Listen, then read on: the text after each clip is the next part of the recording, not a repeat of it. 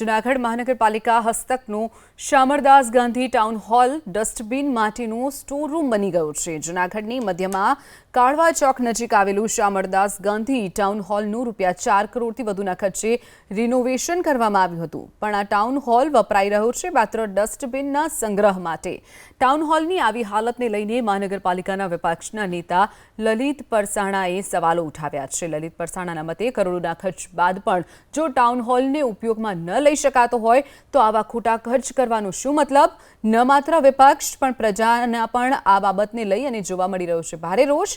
બીજી બાજુ મહાનગરપાલિકાના સ્ટેન્ડિંગ કમિટીના ચેરમેન પલ્લવી ઠાકરનું કહેવું છે કે ટાઉન હોલનું રિનોવેશન 4 વર્ષ પહેલા થયું હતું। હાલ આ ઇમારત જર્જરિત થઈ ગઈ છે। તેનું સ્ટ્રક્ચર સ્ટેબિલિટી રિપોર્ટ તૈયાર કરાયો છે। રિપોર્ટ આવ્યા બાદ આગળ નિર્ણય કરવામાં આવશે। જો કે તેમની આ વાતને લઈને સવાલ એ પણ ઊભો થાય છે કે 4 કરોડથી વધુનો ખર્ચ 4 વર્ષ પહેલા જ રિનોવેશન કરવામાં આવ્યું તો એવું તો કેવું રિનોવેશન કરાયું કે જે માત્ર 4 વર્ષમાં જ જોખમી બની ગયું? શું પ્રજાના પૈસે ભ્રષ્ટાચાર તો નથી થયો? તેની ગંધ આવી રહી છે।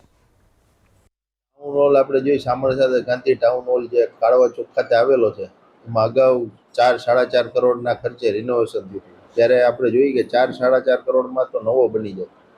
ત્યારબાદ એ ટાઉન હોલ સરખી રીતે લોકો ઉપયોગી થયો જ નથી।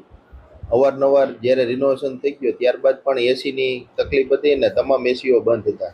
જ્યાં મુખ્યમંત્રી પણ જાહેર મંચ ઉપરથી ટકોર કરી હતી કે ભાઈ આટલું બધું ક્રાઉડ છે તો કેમ આમાં સુવિધાઓ નથી? આટલી બધી ગ્રાન્ટો મોકલીએ છીએ તો જાય છે ક્યાં? જૂનાગઢ મહાનગરપાલિકાની અંદર આવેલ ટાઉન હોલ આજે કરોડોની ખર્ચોમાં રિનોવેશન કરવામાં આવ્યું છે। આ રિનોવેશન કરાવ્યા બાદ આજે 1 વર્ષ જેવો ટાઈમ થઈ ગયો છે, છતાં પ્રજા માટે ખુલ્લો મૂકવામાં આવ્યો નથી। આ રિનોવેશનના કામમાં સરકારે પણ કંઈક નવા નિયમો અને કાયદા લાવવા જોઈએ।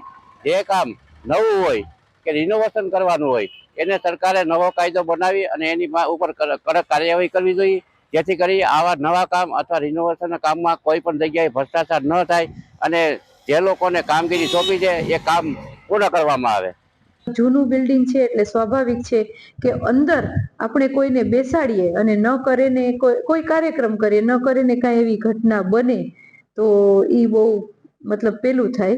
એટલા માટે અત્યારે આપણે બંધ હાલતમાં ટાઉન હોલને રાખ્યો છે અને એ પછી આપણે એક સ્ટ્રક્ચર સ્ટેબિલિટી રિપોર્ટ કરાવવાના છીએ SVNIT સુરત દ્વારા।